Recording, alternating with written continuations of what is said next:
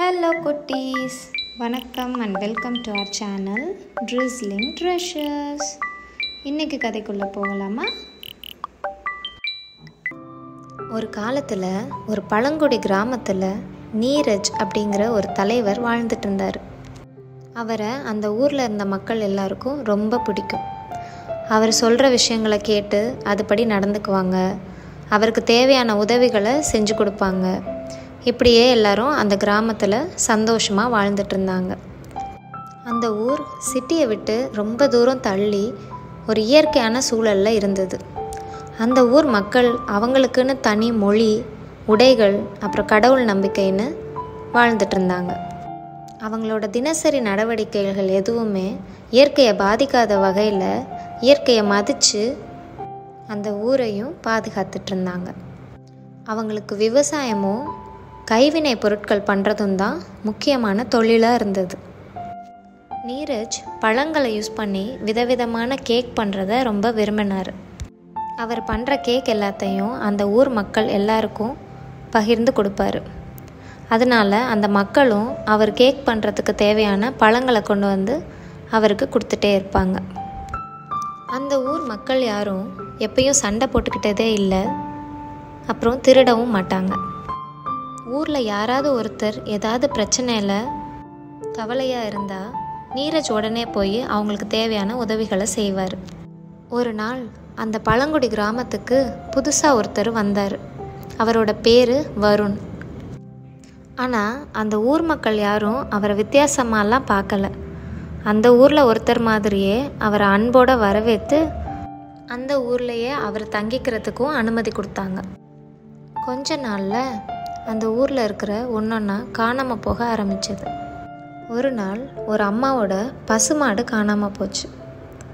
அதுக்கு அடுத்த நாள் இன்னொருத்தர் அவரோட பணத்தை காணோன்னு தேடிட்டு இருந்தார். இன்னும் 2 நாள் கழித்து பார்த்தா மரம் வெட்டுற ஒருத்தர் அவரோட கோடாரியை காணோன்னு தேடிட்டு இருந்தார். அந்த ஊர் மக்கள் எல்லாருக்கும் திடீர்னு ஏன் இப்படிலாம் நடக்குது அப்படின்னு ஒன்றும் புரியலை.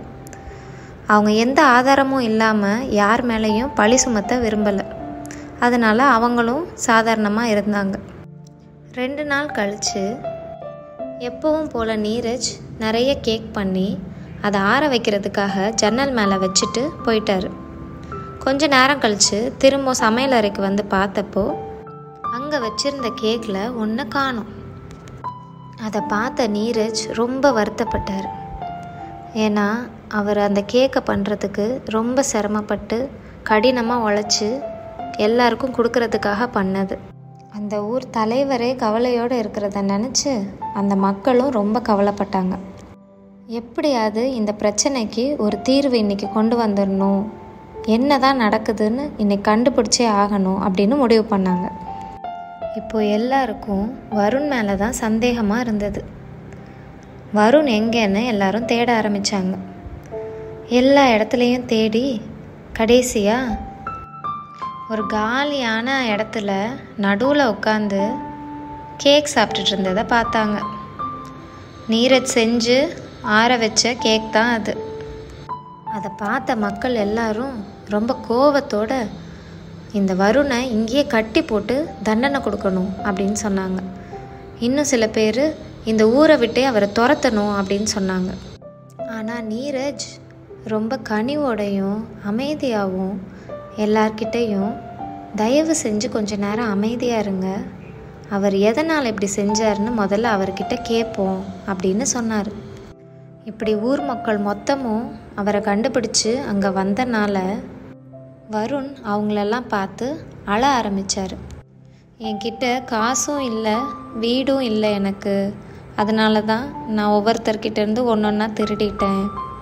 எனக்கு பால் கொடுக்கும்னு நினச்சி அந்த மாடை திருடிட்டேன். கொஞ்சம் காசும் எனக்கு தேவைப்பட்டது. ஏதாவது வீடு கட்டணுன்னா மரத்தை வெட்டணும், அதுக்கு எனக்கு கோடாரி தேவைப்பட்டது, அதனால் அதை எடுத்தேன். அதுக்கப்புறமும் என்னால் பசியோடு இருக்க முடியல, அதனால தான் நீரஜ் அவங்க பண்ண கேக்கை நான் திருடி சாப்பிட்டுட்டேன் அப்படின்னு அழுதுகிட்டே சொன்னார். அதையெல்லாம் கேட்ட நீரஜுக்கு வருணை பார்க்க ரொம்ப பரிதாபமாக இருந்தது. ஆனாலும் அவர் ரொம்ப கடுமையான குரலில், இந்த எல்லா காரணமும் எனக்கு பத்தலை, திருடுறதுக்கு முன்னாடி இதை பற்றி சொல்லி எங்ககிட்ட உதவி கேட்டிருக்கலாமே அப்படின்னு கேட்டார். யாரையுமே தெரியாத புது ஊரில் வந்து எல்லார்கிட்டையும் உதவி கேட்க எனக்கு ரொம்ப வெக்கமாக இருந்தது. எப்படி கேட்கன்னு தெரியாமல் திருடி ரொம்ப மோசமாக நடந்துக்கிட்டேன். என்னை தயவு செஞ்சு எல்லாரும் மன்னிச்சிருங்க அப்படின்னு வருண் சொன்னார். அந்த ஊர் மக்கள் எல்லாரும் அவரை மன்னிச்சதோட அவருக்கு தேவையான உதவியை செஞ்சு அவரோட வாழ்க்கையை மாற்றணும்னு நினச்சாங்க. அவங்க எல்லாரும் அவருக்கு ஒரு சின்ன வீடை கட்டி கொடுத்துட்டு அவருக்கு சாப்பிட்றதுக்கு தேவையான எல்லா உணவும் அங்கே இருக்கான்றதை உறுதி செஞ்சாங்க. அதோட அவர் வீட்டை சுற்றியே அவருக்கு தேவையான பயிர்களை எப்படி நடவு செஞ்சு விவசாயம் பண்ணுறதுன்னும் அவருக்கு கற்றுக் கொடுத்தாங்க. அதையெல்லாம் பார்த்த வருண், இவ்வளவு நல்ல மக்கள் உதவி பண்ண தயாராக இருக்கும்போது இப்படி மோசமாக திருடி தப்பு பண்ணிட்டோமே, இனிமே எப்பையும் நம்ம திருடவே கூடாது. எந்த உதவி கேட்டாலும் செய்கிறதுக்கு நிறைய அன்பான மக்கள் நம்மளை சுற்றி இருக்காங்க அப்படின்னு யோசித்தார். அதுக்கப்புறம் வருண் ரொம்ப சிறப்பாக செயல்பட்டு நல்ல முன்னேற்றத்தோட மற்றவங்களுக்கு உதவி செய்கிற அளவுக்கு உயர்ந்துட்டார்.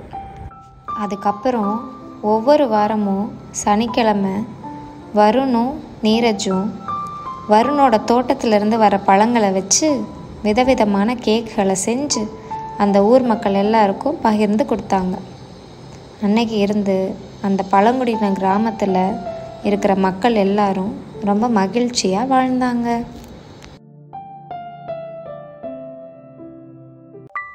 உங்களுக்கு இந்த கதை பிடிச்சிருக்கா? அப்போது லைக் பண்ணுங்கள், உங்களோட கூலான கமெண்ட்ஸை பதிவு பண்ணுங்கள்.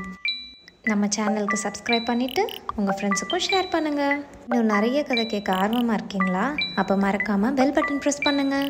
மீண்டும் ஒரு கதையோடு சீக்கிரம் சந்திக்கலாம். பாய்.